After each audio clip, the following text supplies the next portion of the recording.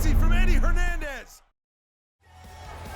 Hey everybody, welcome to GAW Dark. We are less than a week from GAW Academy Storm Chasers Sydney. It's going to be one of the biggest shows in the history of our company. That is happening next Monday, March 15th. But we also have another big announcement. March 17th, just 2 days later, we'll have a special episode of GAW Dark. That's right, Dark St. Paddy's Day. It's one of the most fun holidays, if you're a college student, in the United States, and we've got a special Dark to commemorate it. We got some big matches to announce as well. Max Ultimate will be in action, taking on former champ Scott Danielson. We'll see Max Ultimate later tonight, by the way. We'll see Christine Buckley again as she tries to get herself onto a winning streak. She is incredibly talented. We'll see her later tonight as well. We know that Midnight will be in action. We don't know in what capacity. We know that Bobby Lashley will take on Buddy Murphy for the Intercontinental Championship.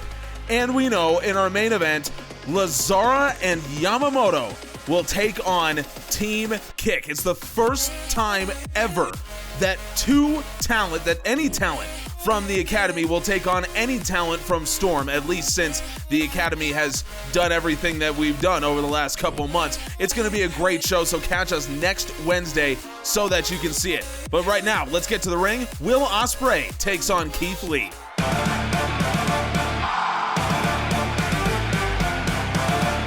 Here's a man that's really looking to get back into the swing of things here in Season 2. You know, it's so difficult with the level of talent that exists and how many great wrestlers there are in GAW. It's really difficult to have a great run. For Will Ospreay, he had it back in Season 1. He went 18-3. He was Intercontinental Champion. This season hasn't gotten off to the same start for the Aerial Assassin, but at any point, he is liable to turn things around. Such is the ability and the talent of Will Ospreay. We know that. So maybe we're going to watch it right here on Dark.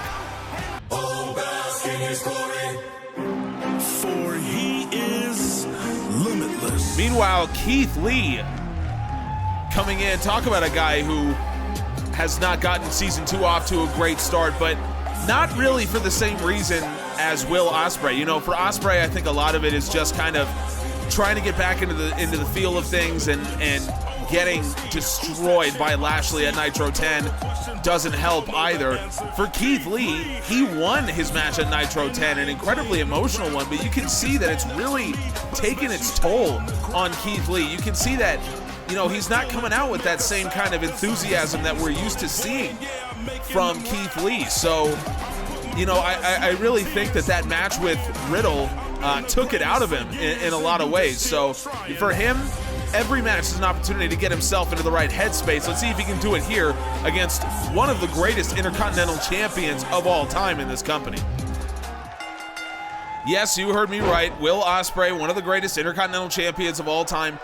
In terms of reigns, in terms of cumulative days holding the title, you know, Ospreay is not up there with some of the greats. I mean, when you talk about great Intercontinental Champions, you talk about AJ Styles, you talk about Walter, you talk about Bobby Lashley, but you put Will Ospreay there, even though he's only held it once, mostly because he unified it with the Cruiserweight Championship, which is an incredible accomplishment and one of the most noteworthy things to happen in the history of either title. And the way that he treated the championship, the way that he treated the Intercontinental title, and how much pride he had in being champion, how hard he worked, how many times he put it on the line in such a short period of time that he held it. I think you could say that in terms of singular reigns, Ospreay had one of the greatest ever. And now Ospreay drops Keith Lee with a brainbuster. Again, that is the strength, that is the extra poundage that Ospreay has put on in order to help him deal with bigger men like Keith Lee. These two did clash for the IC title when Ospreay held it. Beautiful top rope crossbody. Ospreay with effortless athleticism soaring through the air, but Keith Lee does what he does best, answers with a huge strike. Into the corner goes Ospreay, able to fight out of it. And now coming off the ropes, what a thrust kick, but it doesn't take down the big man. Cutter attempt blocked by Lee, and Lee comes flying in Ospreay turned around thinking that Lee was going to be on his back, but there was Lee not even on a knee after that thrust kick, and now into the corner goes Ospreay. Lee posts him up against the ropes, Irish whip off, Lee with a pounce. A bone-rattling pounce. The speed of Keith Lee, and you can see that Lee, that enthusiasm coming back, but Ospreay kicks out. You can see those flashes that Keith Lee, he still loves the sport of wrestling, but dealing with what he had to deal with his best friend Matt Riddle, it's tough, and he's trying to work through it every day. Lee goes up looking for the spirit bomb. Ospreay rolls through, sunset flip. Ospreay looking to steal one here. Referee down to make the count. We're at 2, and Lee kicks out.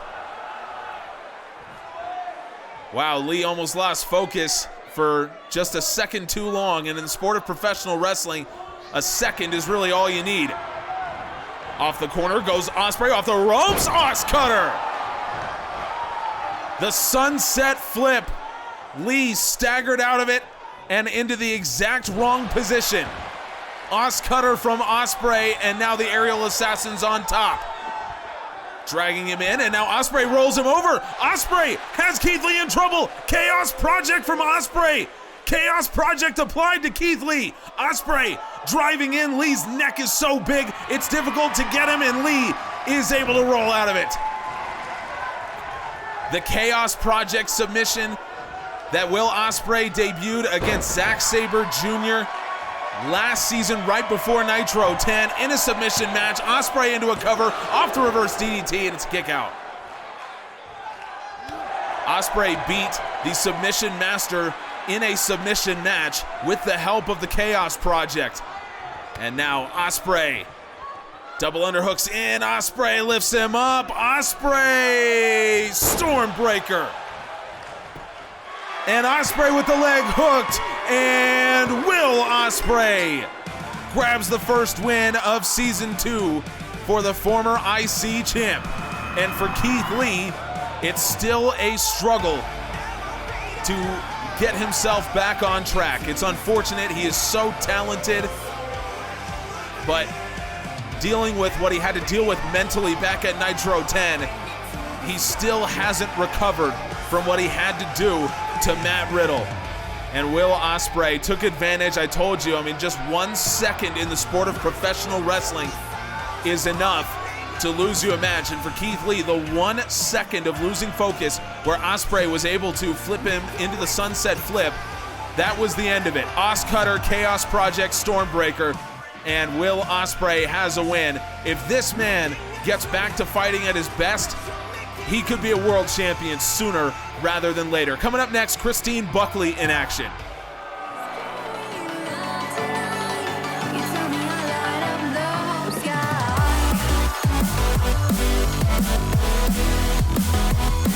This is certainly a tough test for Christine Buckley, a woman who certainly has gotten a lot of attention for what she's been able to do, but now she's got a rematch with Katherine Sakamoto. It was a couple weeks ago on Storm Chaser that Sakamoto battled one of the newest members of the GAW roster, Christine Buckley, and Sakamoto came out on top in that one, but it was not as dominant of a performance that Katherine really wanted. So it was actually the winner of the Storm Chaser tournament who requested this rematch to see if she could, in effect, beat her own time to defeat Christine Buckley. Katherine not on the card at Academy Storm Chaser Sydney.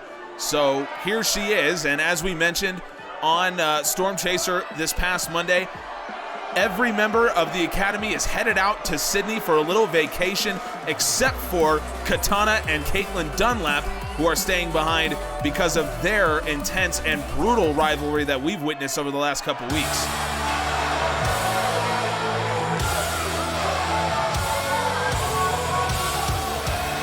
Christine Buckley, the student of Becky Lynch.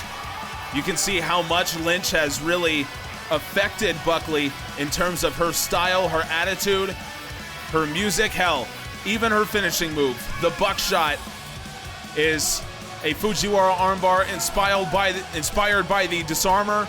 And so Christine Buckley, she's held success She's held gold in a lot of other promotions that she's been in.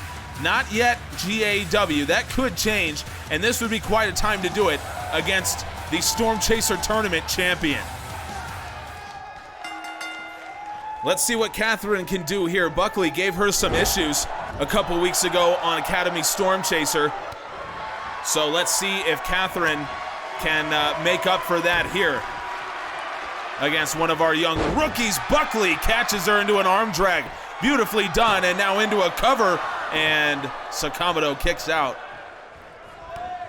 Sakamoto's been relatively quiet given the fact that she is the Storm Chaser Tournament champion, but she will not be involved in the first women's title match that we've seen since Storm Chaser went weekly.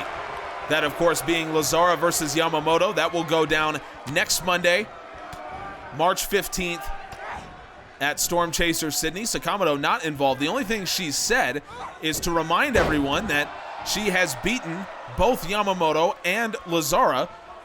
So certainly she would be in line for a title opportunity. Now a grounded abdominal stretch here from Katherine Sakamoto. Just trying to grind the air out of the lungs of Christine Buckley, and Buckley just can't really do much right now. Katherine eventually lets her go. Buckley looking for a drop kick. Katherine, she is all over the young rookie right now, and now into a cover, and Buckley kicks out. Becky Lynch doesn't really do much training, but this was a specific case. You see that Buckley comes from the exact same hometown that Becky Lynch came from. So Lynch took this as sort of a passion project, and Buckley with an exploder suplex. Lynch took it on as a passion project, and certainly it's paid off. Buckley has been tremendous, now trying to target that arm, going for the buckshot. Well done by Sakamoto, and a basement drop kick targeting those legs. The legend killer, you have to believe, is forthcoming. Looking for a thrust kick. Buckley catches it, and now Buckley arm trapped scoop slam. It's all about targeting that arm. That's the one thing that Buckley has really picked up. She does it so well. Lariat ducked in, and what a thrust kick by Sakamoto. Oh my goodness. Kristen not with her sister Katherine. I think Kristen has already gone to Australia for her little vacation. I can't really blame her. I'd be there too, but they don't have the budget for me. Katherine going up top now. Christine right in the drop zone. Katherine knows what she's looking for. Stare at the lights. Oh my God, how brutal is that? 3 minutes in, and we are done. Katherine Sakamoto.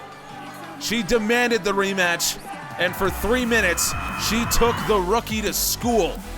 There's a lot that Christine Buckley still has to learn, and she's got time. She's got all the time in the world, and I think that someone like her could have a really good career here in GAW. But right now, it is the Katherine Sakamoto show.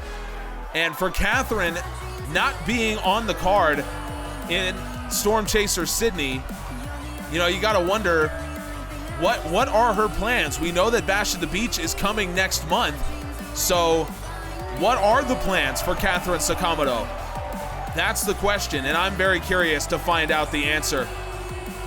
We got another big match coming up next for you, ladies and gentlemen. War. They don't take any days off, and they are here taking on Woods Club.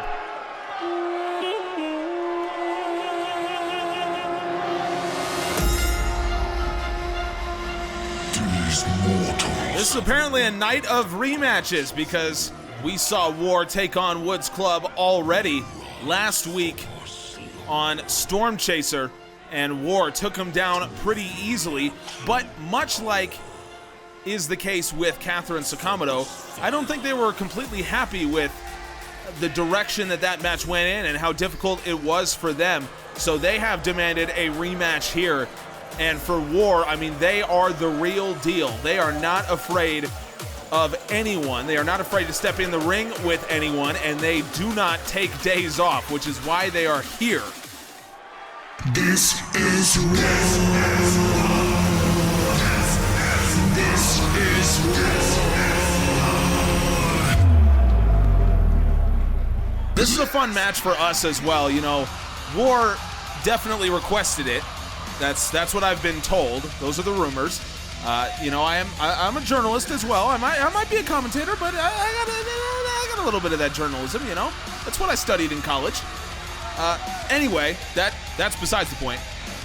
What I'm trying to say is I am excited to see this match again. I know we saw it a week and a half ago, but it was a fun match then, and it promises to be an even more fun match now because Woods Club, they got something to fight for here. They got revenge on their minds, and for War, they got one last opportunity to really make the case for why they are the best team in GAW ahead of Storm Chaser Sydney. Now, it's obviously important for War to really put their stamp on how good they are right before Storm Chaser Sydney. Why is that? Well, because at Storm Chaser Sydney, on top of all of our incredible matches, we will also have the first ever Academy Storm Chaser Tag Team Power Rankings. Look at this, Isaiah Hannibal, cattle mutilation here. Hannibal trying to end this match early, but well done by Lance Woods to get out of it. Those power rankings are going to go. They are going to be what determines the two teams that will face off for the first, or the reactivated, I should say, Academy Tag Team Championships. I gave you a cryptic hint about when that match will happen. Well, now we know. After the announcement of Bash at the Beach, that's where that match will happen. The first, or reactivated, I keep trying to say first, I wrote Seth Woods in the ring right now. Referee got to warn him. You got to get him out of there. The reactivated Tag Team Championships will be contested at Bash at the Beach, and it will be the top two teams in the power rankings coming into that event. So the power rankings do really mean a lot. We have a whole committee that decides them. We have our statistics. I mean, you know what the NCAA tournament committee goes through to set up the March Madness tournament? That's pretty much what we have. We have supercomputers working on this kind of stuff. And so we will select the two best teams, and that's who will fight for these championships. And War really hopes to be among that group. When you talk about the teams that look good now, obviously you have War, you have Dagonite and Lighter. Look at this. Isaiah Hannibal. Oh, wow. That's what I'm talking about. War comes right in. That shocked me as well. Unbelievable. Isaiah Hannibal with a Lion Tamer style Boston Crab. And he just puts away Lance Woods like it's nothing. Seth didn't even have time to get in the ring, and it was apparently so painful that Lance couldn't even fight for long enough for Seth to come break it up. And that is what War is all about. That is exactly why they asked for this match. So for 2 matches in a row, we've seen a previous winner from a match on Storm Chaser ask for a rematch and just absolutely dominate it in 3 minutes or less. And that is what this means to War. So now looking at those power rankings, how do you not put War in the top spot right now? I guess we'll find out next Monday at Academy Storm Chaser Sydney.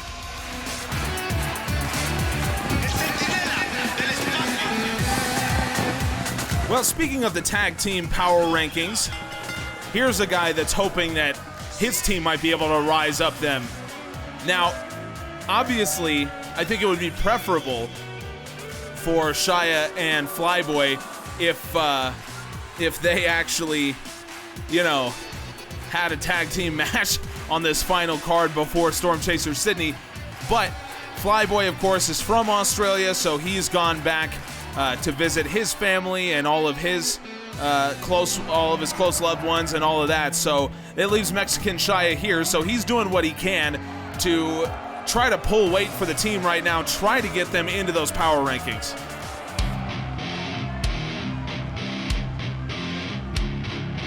Feed me more. Feed me more. Feed me more. And when you talk about rankings, you gotta talk about these guys. Dagonite and Lighter, they made waves with their first match, beating actually Shia and Flyboy. And they did it in such decisive fashion. They looked so good. So now Dagonite comes out here with Lighter in his corner for this singles match to, again, try to give one last good impression for the committee as they make the first power rankings. I don't think that will be necessary given what Lighter and Dagonite did a couple weeks ago. Either way, though, this is an imposing man. Shia knows that he has the experience advantage over his much younger opponent here. Dagonite just turned 20 years old. Yes, he is that big at 20 years old. Big and athletic and full of so much promise if you listen to his veteran teammate Lighter, who you can see at the bottom of your screen there. He is, of course, helping out Dagonite here. And Dagonite just overpowering Shia, but Shia comes right back in. Basement drop kick, trying to chop down the redwood, as they say. And it's a smart strategy, to be sure. Inzagiri, blocked by Dagonite. What a right-hand shot. Dagonite takes the back, but Shia with a couple elbows in. Dagonite tries to come back. Shia counters with a kick, and Dagonite, what a headbutt. The giant killer, as they call him. And there's no question why Lighter is so impressed. But it's one thing to have this much talent physically.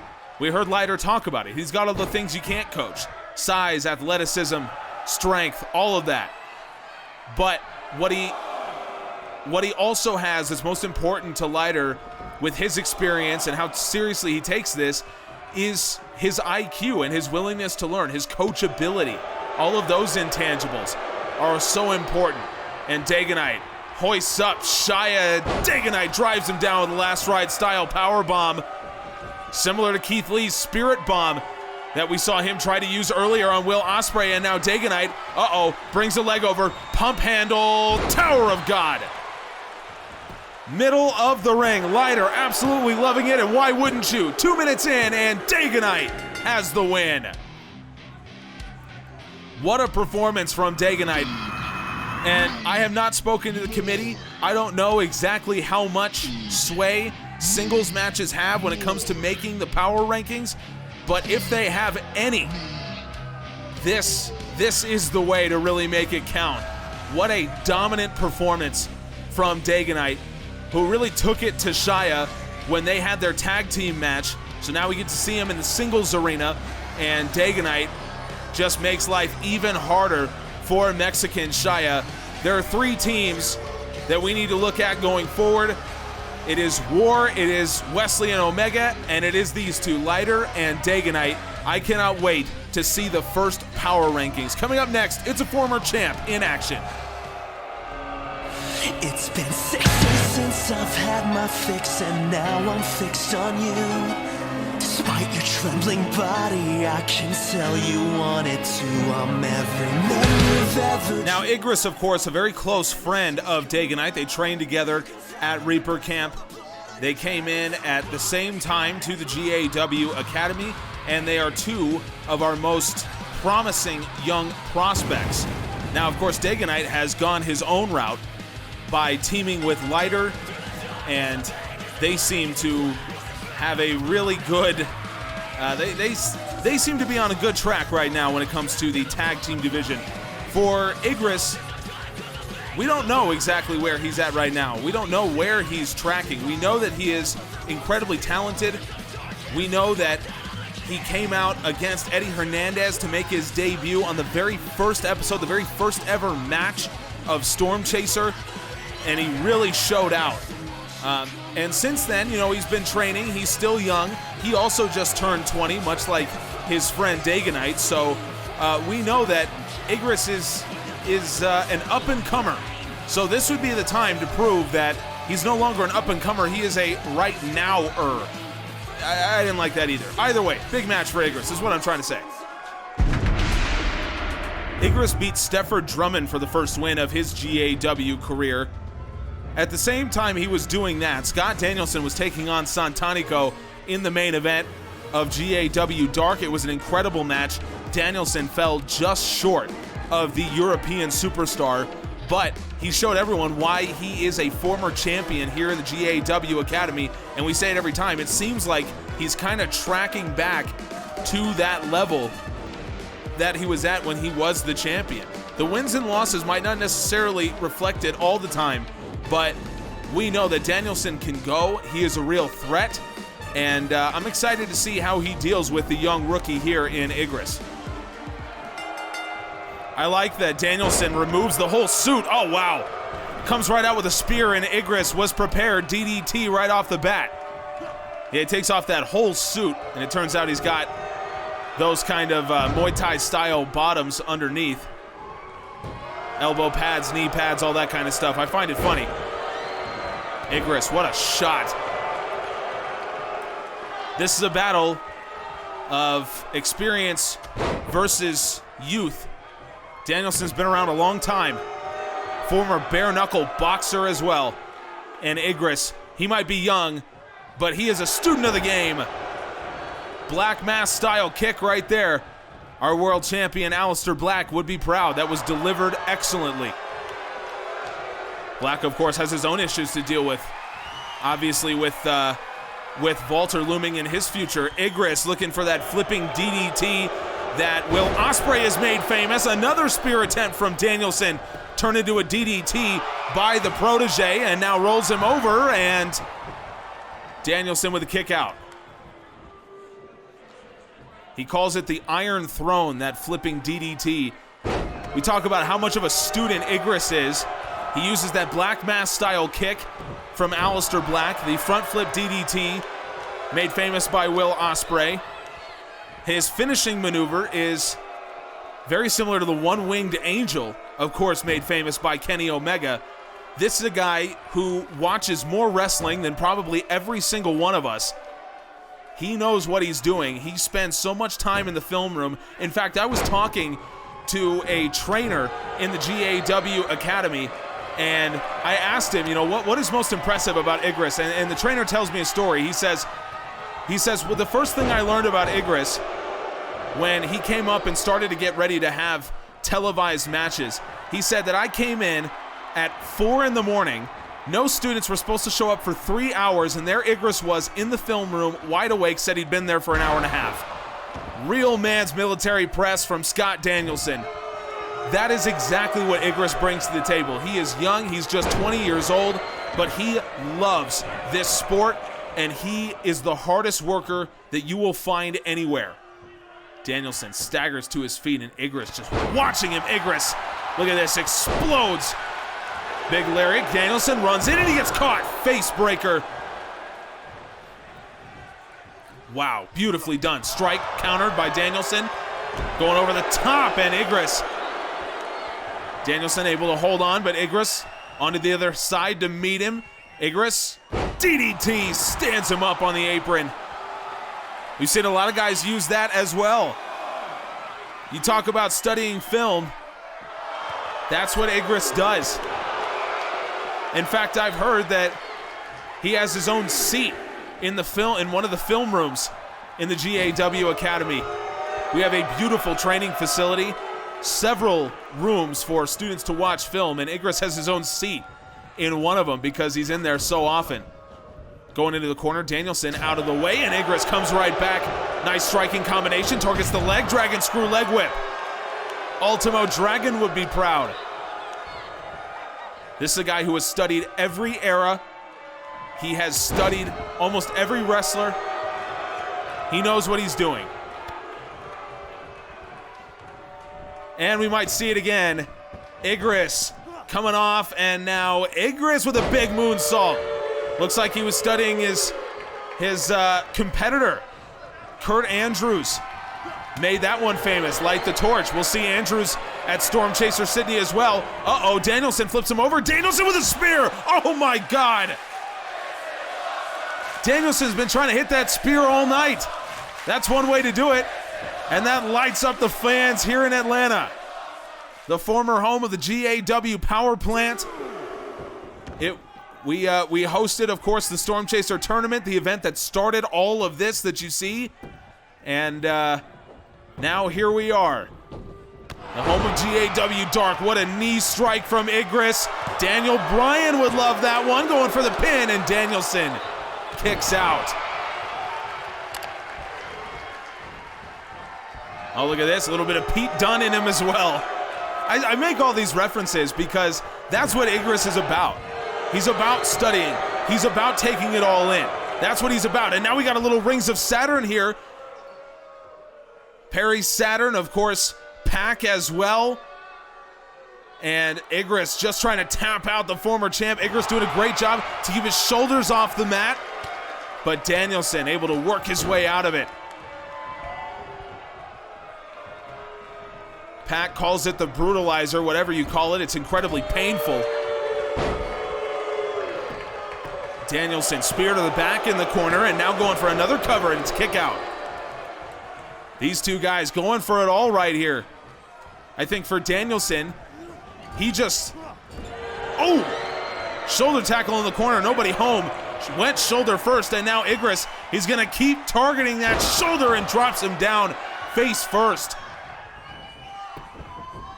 Wow, and now Igris rolls him over, going for the cover. Danielson can't quite reach the ropes, and Igris gets the win. And it sounds like he's decided to play a little Triple H here. Wow. Igris, call him a student of the game, call him what you want. This guy is an unbelievable talent. He withstood that spear. And Igris, what a win it is for the 20-year-old. Got to be feeling good about himself right now. Coming up next, the youngest competitor in GAW, Queen Alexia.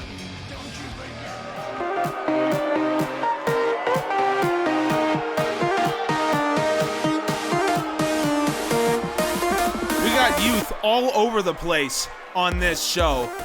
And Martina del Sol may not be the youngest in terms of age, but she is one of the most inexperienced. Her background is in beach volleyball. She's a former Olympian, in fact, but she hasn't been wrestling for that long. So just in terms of experience, she is one of the youngest that you will find out there, but she has shown that she's got talent. Picked up a win over Caitlin Dunlap in the Storm Chaser tournament. I mean, Dunlap, she's got talent, and clearly she's got commitment. She's here and not in Sydney, so you got to respect her for that.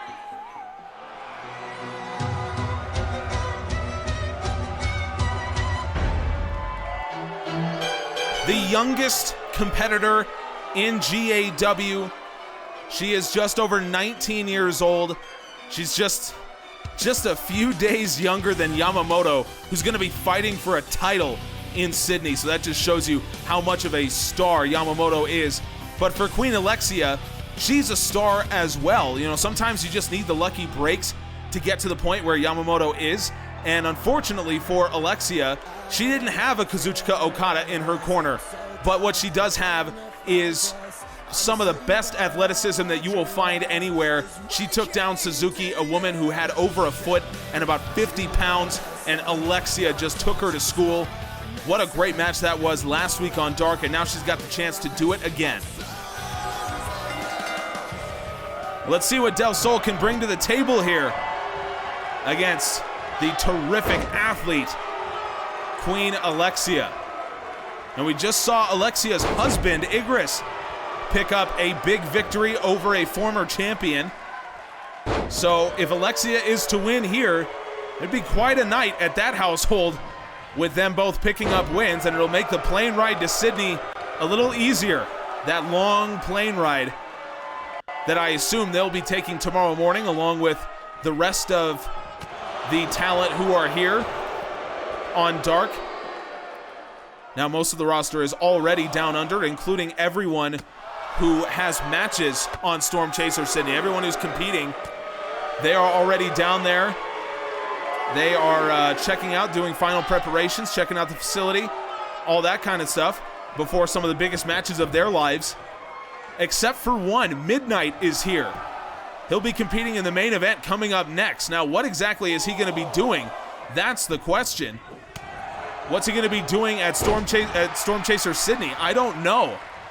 there's a lot of rampant speculation about what he's going to do there, because it seems like he's handicapping himself by not getting down to Sydney earlier like everyone else. But, we'll talk a little bit more about that during his match coming up next. Meanwhile, Del Sol, nice combination and a hip toss.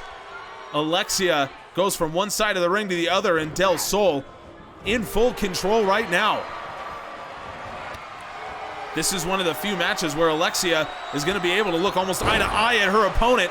She's the shortest competitor in GAW, but right now, nice belly-to-belly suplex, and Del Sol kicks out. Del Sol is one of the shorter beach volleyball players you'll ever find. But her athleticism, her speed, and her strength are the reason why she was so successful in her career. Alexia has something very similar. She, in terms of stature, she's pretty short herself, but you can see that her athleticism and her strength are the reason why she's going to have so much success. Just 19 years old. Another cover here after that gut buster, and it's a kick out at 1 from Del Sol.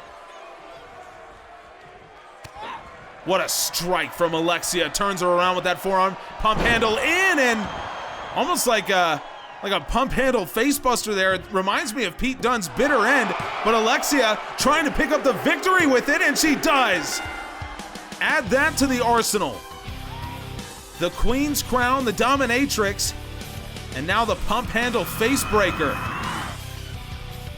She can do a whole lot, and this is why she is so widely recognized as such a tremendous talent at her age as well. I mean, at any age, she'd be recognized as one of the most talented competitors in the company, but at just 19 years old, to think that we have Yamamoto just a couple days older fighting for a title in Sydney, and we have Queen Alexia, the youngest competitor in this company, pulling out matches like this on what is now becoming a regular basis.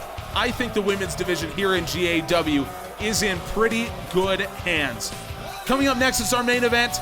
Midnight takes on a man who has impressed a whole lot of people and one of my personal favorites, Max Ultimate.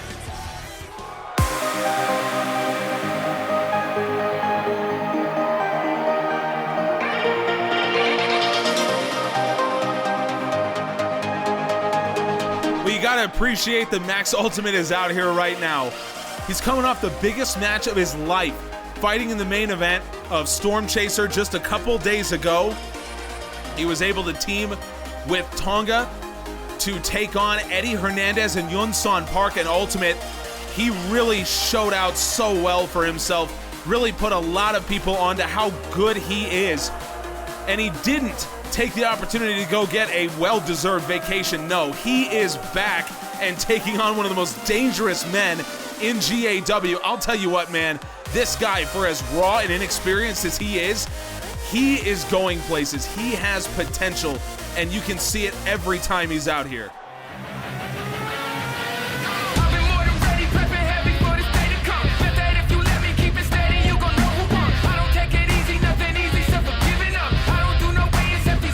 What do you think Max Ultimate's thinking? Staring this man down. Midnight, the man who owns the best record in GAW right now. Anywhere, not just Storm Chaser, everywhere in the company. He is undefeated, and he is terrifying as always.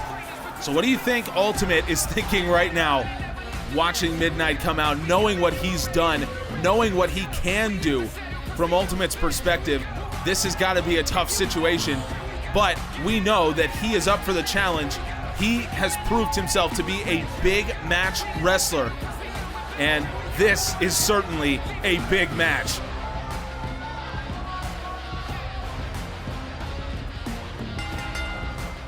Ultimate coming right out with the drop kick, but Midnight out of the way. Now, I mentioned that Midnight, we know that he's going to be there on the show at Storm Chaser Sydney. In what capacity is the question? We've heard some people discuss the possibility, oh, look at this, Rings of Saturn applied from Midnight. I guess he was watching Igris a couple matches ago, but Ultimate, look at the strength of Max Ultimate. Midnight is a big man, and Ultimate is not. It's the reason why Ultimate didn't get into wrestling until his mid-20s, but oh my God! Oh, that was unbelievable. This is why people are so high on Max Ultimate right now, and nope. That's gonna need more than that. Basement dropkick, Midnight out of the way. Ultimate is a guy who's just looking for his break. He's just looking for that one last thing that's gonna put him over the edge. And Midnight trying to shut him down. Midnight can push the pace with the best of them into the powerbomb position. Transitions into a fireman's carry, and now a stun gun. Just tossing Ultimate around like it's nothing, and now rolls through. Has Ultimate into the Alabama Slam position, but goes for the air raid crash neck breaker. Ultimate has been blitzed, and this, you know that Midnight knows how dangerous Max Ultimate really is. Hoists him up looking for Sleepwalker, but Ultimate, really well done. Works his way out of that one, and now Ultimate with a backflip elbow, or a handspring elbow. He tried it 3 times in his match against Hernandez and Park, but it never landed. And once again, Ultimate really showing why he is getting so many plaudits. Midnight going in and Ultimate out of the way. So talking about the rumors are swirling that Midnight is making a big announcement and is not wrestling at Storm Chaser Sydney. Those are the rumors. I can't confirm that because Midnight is not talking, and neither is anyone else. So who really knows? Midnight now, again, Rings of Saturn applied, really using this hold to try to weaken the upper body of Max Ultimate, and we know why he's doing that, because of course the max damage could end Midnight's undefeated record. So he's trying to make sure that Ultimate can't lift him up. It's a good strategy. We know that Midnight does have a submission move that he uses specifically to end matches. We haven't seen it yet. Ultimate comes out with a springboard kick out of the corner. And now Ultimate, another cover, and Ultimate has Midnight in trouble. It's a kick out. But he got to 2. I think that's the important part here. Let's not bury the lead. Ultimate now, look at this. Dragon Sleeper, we saw him use it before, but Midnight just too strong. Ultimate though, Ultimate lifts him up. Ultimate, it's the biggest win. Max damage, it's the biggest win of his career. Ultimate surely has the biggest win of his young career. He's ended Midnight, no. Oh man. Max Ultimate just saw it all right there, but he's staying on top of it. Midnight to his feet. Ultimate hoists him up again. Max damage, no. Midnight out of the way. Oh my God, what a right hand. Midnight turns him around, and now Midnight with a Canadian Destroyer. This is what Midnight can do. Oh my God, look at the face. Look at the face of Max Ultimate. Midnight, he's got that standing Dragon Sleeper locked in, the Dream State, and Max Ultimate goes to sleep. Wow, it really goes to show you the Sleepwalker. Midnight came out and won his first 3 matches with the Sleepwalker. Shows you how dangerous that move is, and now his last 2 wins have come by way of the Dream State. This is a man who is as dangerous as they come. But Max Ultimate stepping into this ring against him, not many would, especially when the beaches of Sydney, Australia were calling. Here is the story. Max Ultimate hits the max damage and was split seconds away from the biggest win of his career. But Midnight kicks out Canadian Destroyer and a Dream State. And Max Ultimate, with blood streaming down his face after that Canadian Destroyer, comes up just short. This guy has a future, but I'll tell you what, Midnight, he's got himself a present. Best record in GAW, he's undefeated.